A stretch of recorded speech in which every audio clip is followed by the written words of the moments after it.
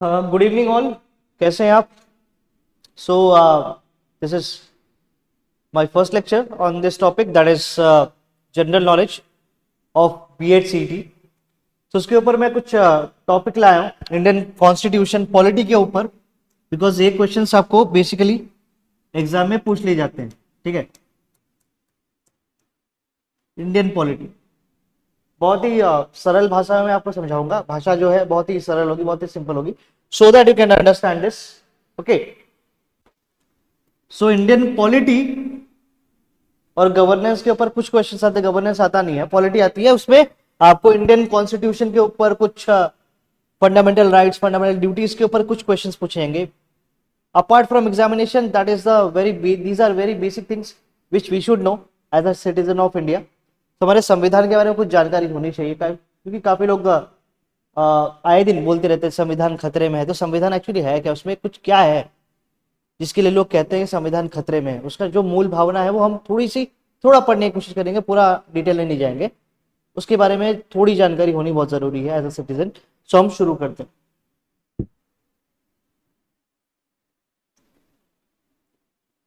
सो हमारा जो कॉन्स्टिट्यूशन है, it was drafted by committee, that is called drafting committee. और उसके जो हेड थे, ही वॉज डॉक्टर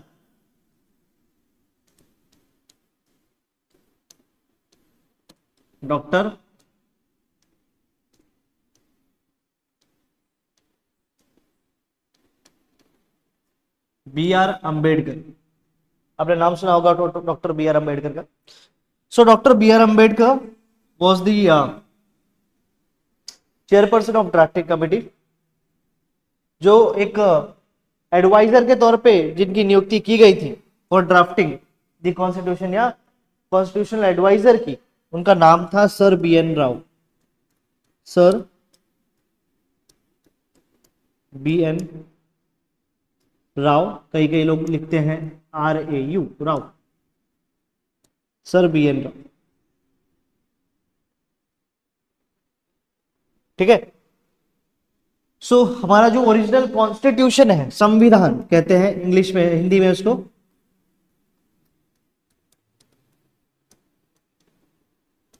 कॉन्स्टिट्यूशन, संविधान जो है ओरिजिनली, उसके अंदर कुछ हिस्से थे जिसको हम लोग अनुच्छेद कहते हैं हिंदी में, और इंग्लिश में उसको बोलते हैं आर्टिकल।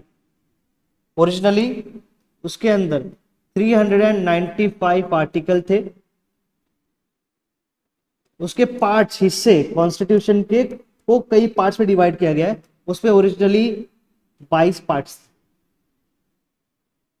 और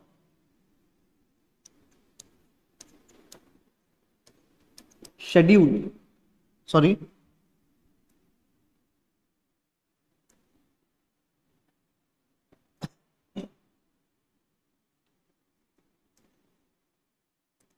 शेड्यूल that were 8 शेड्यूल्स। तो ओरिजिनली हमारे पास 395, 395 आर्टिकल्स, 22 पार्ट्स एंड 8 शेड्यूल्स थे, जो कि आज बढ़ के 100 से ज्यादा अमेंडमेंट्स हो चुके हैं। कॉन्स्टिट्यूशन में हमारे ये भी प्रावधान है कि हम कॉन्स्टिट्यूशन को टाइम टू टाइम थोड़ा सा चेंज कर सकते हैं, उसको बोलते हैं अमेंडमेंट। तो अमेंडमेंट होने के बाद यहाँ पे जो चेंजेस आए हैं, दीज आर 448 आर्टिकल्स हो चुके हैं।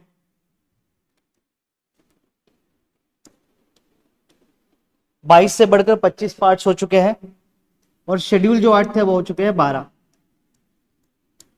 एग्जाम में पूछ सकते हैं, तो आप ये बोलना ओरिजिनली ये थे। ये कब थे? 1950 का जो हमारा कॉन्स्टिट्यूशन है, दैट इज 26 जैन 1950 को ये कॉन्स्टिट्यूशन लागू हुआ। उस समय ये थे आर्टिकल, पार्ट्स एंड शेड्यूल।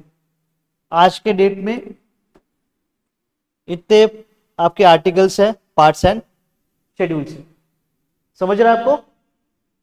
ये बस कुछ चीजें याद रखिए, बाकी डिटेल जाने की जरूरत नहीं।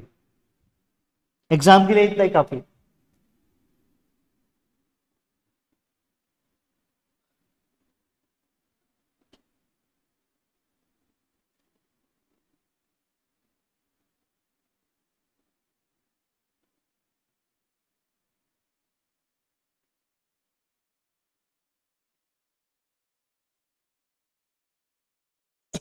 उसके बाद अगर संविधान के पार्ट्स की बात की जाए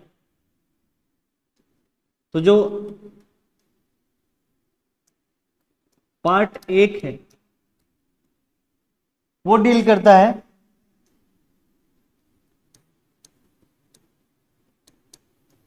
इंडिया, दैट इज भारत के बारे में। पार्ट 1 कहता है कि आप एक सिंपल से चीजें समझिए कि कॉन्स्टिट्यूशन में सबसे पहले क्या आएगा, देश आएगा, बिकॉज कॉन्स्टिट्यूशन देश के लिए बना है, देशवासियों के लिए बना हुआ। तो यहां पे इन्होंने बोला कि पहले बात की जाती है देश की। अगर देश में लोग रहेंगे तो सबसे पहले लैंड की, देश की बात की जाएगी। तो जो हमारा भारत है उसको कवर किया गया है, उसका डेफिनेशन या बेसिकली उसके बारे में जानकारी दी गई है आर्टिकल 1। बेसिकली अगर आप पार्ट 2 जाएं, पार्ट 2 हमको बताता है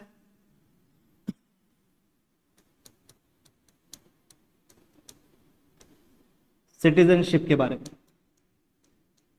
इसके बाद इसके बारे में बहुत ही डिटेल में आपको कुछ पता होगा, कुछ पता नहीं होगा, आई डोंट नो, बट अगर कोई देश है तो उसमें जब देश कब कहलाएगा, बेसिकली जब वहां पे लोग रहते हैं।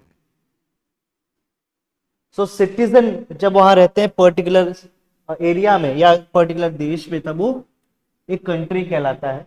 सो यहां पे पार्ट 2 में बात की गई है सिटीजनशिप, आर्टिकल 5 से लेके आर्टिकल 11 तक, और 1 से लेके 4 तक यहां बात की गई है भारत के बारे में, कंट्री के बारे में, ठीक है, सिटीजनशिप के बारे में।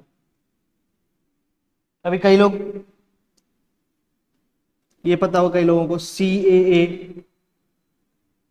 That is citizenship amendment act, basically उसका लेना देना जो है, जो कॉन्स्टिट्यूशन में थोड़े प्रावधान चेंज किए गए हैं, अमेंडमेंट्स किए गए हैं, वो यहाँ किए गए इसके अंदर। ओके, आप वो सब याद मत रखो, बस इतना याद रखो कि ये सिटीजनशिप को 5 से 11 जो है डील करता है, और ये डील कर रहा है 1 से लेके 4 तक, दैट इज पार्ट 1। क्लियर है? चलिए,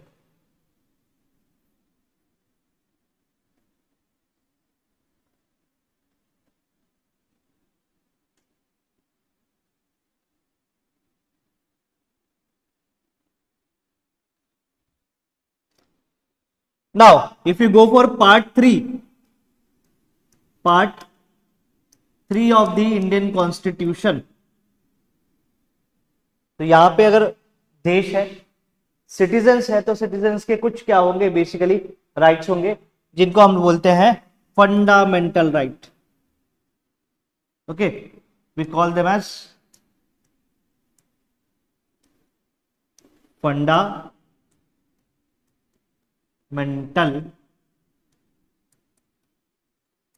राइट्स, मूलभूत अधिकार, फंडामेंटल राइट्स। ये आते हैं आर्टिकल 12 से लेके आर्टिकल ब्रॉडली 32 तक ही है, उनको एक्सटेंड किया गया 35 तक। ये आप एक बार नोट डाउन कर ले प्लीज।